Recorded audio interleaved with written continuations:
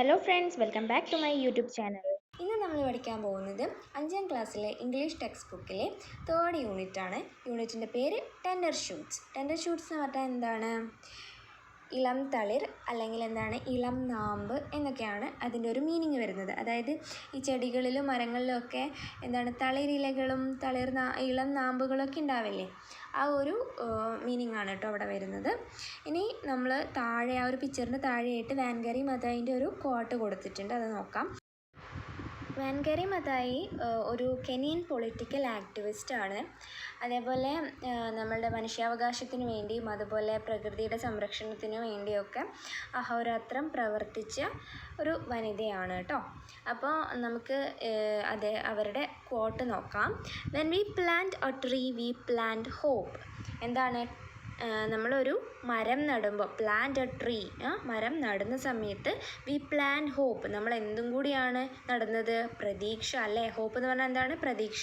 അപ്പോൾ നമ്മളൊരു മരം നടുന്ന സമയത്ത് നമ്മൾ നടുന്നത് ഒരു പ്രതീക്ഷ കൂടിയാണെന്ന് പറഞ്ഞാൽ എന്താണ്? ഇപ്പോൾ നമ്മളൊരു തൈ വെക്കുകയാണ്, തൈ നടുന്ന സമയത്ത് എന്താണ് നമ്മൾ ആഗ്രഹിക്കുക?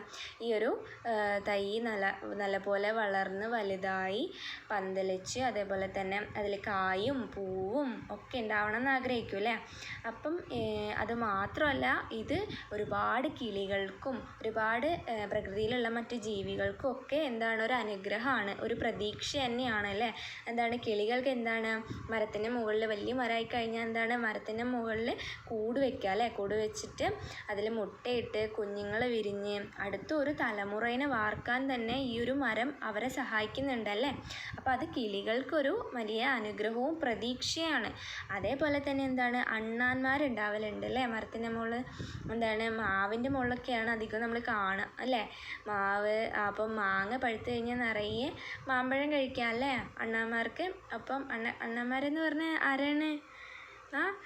സ്ക്വിറൽസ് അല്ലേ? അതിനെയാണ് കേട്ടോ ഞാൻ അണ്ണാൻ ഉദ്ദേശിച്ചത്. അണ്ണക്കുട്ടൻ എന്നൊക്കെ പറയില്ലേ നമ്മൾ, അതെ. അപ്പം അതിനെന്താണ്? വയറ് നിറയെ മാമ്പഴം കഴിക്കാം. അപ്പോൾ അതിന് ഭക്ഷണം കൊടുക്കുന്നത് ആരാണ്? ഈ മരമാണ്. അതേപോലെ തന്നെ നമ്മൾ മനുഷ്യർക്ക് നമുക്ക് നല്ല ജീവവായു, നമ്മളുടെ ജീവവായു തരുന്നത് ആരാണ്? നമുക്ക് ഓക്സിജനൊക്കെ നമ്മളുടെ ഈ ഒരു അന്തരീക്ഷത്തിലേക്ക് നമുക്കായിട്ടും ഈ പ്രകൃതിക്കായിട്ടും ഒക്കെ തരുന്നത് ആരാണ്? മരങ്ങളാണല്ലേ? അപ്പോൾ നമുക്ക് മാത്രമല്ല, അതേപോലെ തന്നെ ഒരുപാട് ജീവജാലങ്ങൾക്ക് എന്താണ്? ഈ മരം ഒരു വരം തന്നെയാണ്, ഒരു പ്രതീക്ഷ തന്നെയാണ് അല്ലേ? അപ്പോൾ ആ ഒരു പ്രതീക്ഷേനെ, അതായത് അടുത്ത തലമുറയ്ക്ക് വേണ്ടിയിട്ടാണ് കൂടിയാണ് നമ്മൾ ഈ ഒരു മരം വെച്ച് പിടിപ്പിക്കുന്നത്. നമുക്ക് വേണ്ടി മാത്രമാണോ? അല്ല.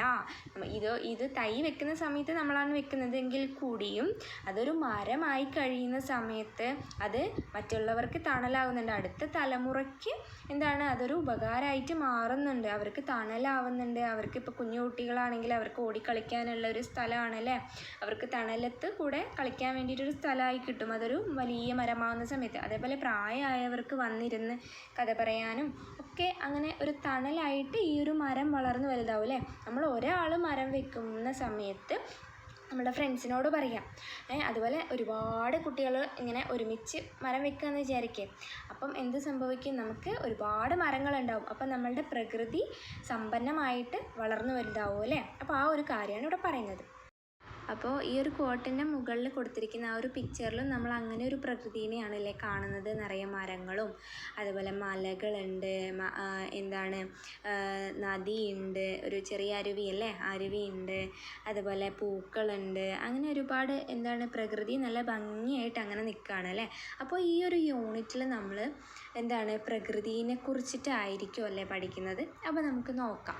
What do you see in the picture? അപ്പോൾ നമ്മൾ ഈ ഒരു ചിത്രത്തിൽ എന്താണ് കാണുന്നത് എന്നാണ് ചോദിച്ചിട്ടുള്ളത്. എന്തൊക്കെയാണ് കാണുന്നത്? ഒരു ഹാപ്പി ആയിട്ടുള്ള ഒരു കുട്ടിയുണ്ടല്ലേ? ആ കുട്ടീൻ്റെ കയ്യിൽ എന്താണ്? പൂവുണ്ട് അല്ലേ? കുറച്ച് പൂക്കളുണ്ട്. പിന്നെ അതേപോലെ എന്താണ്? ബട്ടർഫ്ലൈസ് ഉണ്ട് അല്ലേ? പിന്നെ കുറേ ബേർഡ്സ് ഉണ്ട്. അതേപോലെ എന്താണ്? മീനുണ്ട്, ഡോഗുണ്ട്, ഡക്കുണ്ട്. പിന്നെന്താണ്? കുറേ ജീവികളുണ്ട്. അത് അണ്ണാനുണ്ട്. അതേപോലെ മരത്തിൽ എന്തോ കായൊക്കെ ഉണ്ടല്ലേ? അണ്ണാനിരിക്കുന്നത് കൊണ്ട് ചിലപ്പോൾ അത് എന്തോ കഴിക്കാൻ പറ്റിയ ഫ്രൂട്ട് തന്നെ ആയിരിക്കും എന്ന് നമുക്ക് വിചാരിക്കാം. അങ്ങനെ കുറേ പ്രകൃതിയിലുള്ള കുറേ എന്താണ് ജീവികളുണ്ട്. അതുപോലെ തന്നെ പ്രകൃതിയും നല്ല ഭംഗിയായിട്ട് തന്നെയാണ് നിൽക്കുന്നത് അല്ലേ? ഒരു ചെറിയ കുളമുണ്ട്. അതിൽ മീനുകളും തവളയും ഒക്കെ ഉണ്ടല്ലേ. നല്ല തെളിഞ്ഞ ആകാശമാണ് നമ്മൾ കാണുന്നത്. അതുപോലെ മല കാണുന്നുണ്ട്. അങ്ങനെ ഒരുപാട് സാധനങ്ങൾ കാണുന്നുണ്ട് അല്ലേ. അപ്പോൾ അത് മക്കൾ നോക്കുക കേട്ടോ. How do you feel? നിങ്ങൾക്ക് എന്താ ഫീൽ ചെയ്യുന്നത്? എനിക്ക് ഫീൽ ചെയ്യുന്നത് നല്ല ഹാപ്പിയാണ്. പ്രകൃതിയും ഹാപ്പിയാണ്, ആ കുട്ടി ഹാപ്പിയാണ്, പ്രകൃതിയിലുള്ള ജീവജാലങ്ങളൊക്കെ ഹാപ്പിയാണ് അല്ലേ. നിങ്ങൾക്ക് എന്താ തോന്നുന്നത് എന്നും കൂടെ പറയാം കേട്ടോ. Can we think of nature as our friend? നമ്മളുടെ നേച്ചർ, അതായത് നമ്മുടെ പ്രകൃതിനെ നമുക്ക് നമ്മുടെ ഫ്രണ്ടായിട്ട് കാണാൻ പറ്റുമോ? കാണാൻ പറ്റും അല്ലേ. ഓഫ് കോഴ്സ്, എന്തായാലും നമുക്ക് നമ്മുടെ പ്രകൃതിനെ അങ്ങനെ ഫ്രണ്ടായിട്ട് തന്നെ കാണാൻ പറ്റും. വൈ? എന്തുകൊണ്ടാണ്? നമുക്ക് ജീവിക്കാനുള്ള എല്ലാ കാര്യങ്ങളും തരുന്നത് ആരാണ്? പ്രകൃതിയാണ് അല്ലേ. പ്രകൃതിനെ നമ്മൾ സംരക്ഷിക്കേണ്ടത് നമ്മളുടെ ഉത്തരവാദിത്തമാണ് അല്ലേ. അപ്പോൾ എന്താണ്, പ്രകൃതി നമ്മളുടെ ഫ്രണ്ട് തന്നെയാണ് അല്ലേ. അതെ.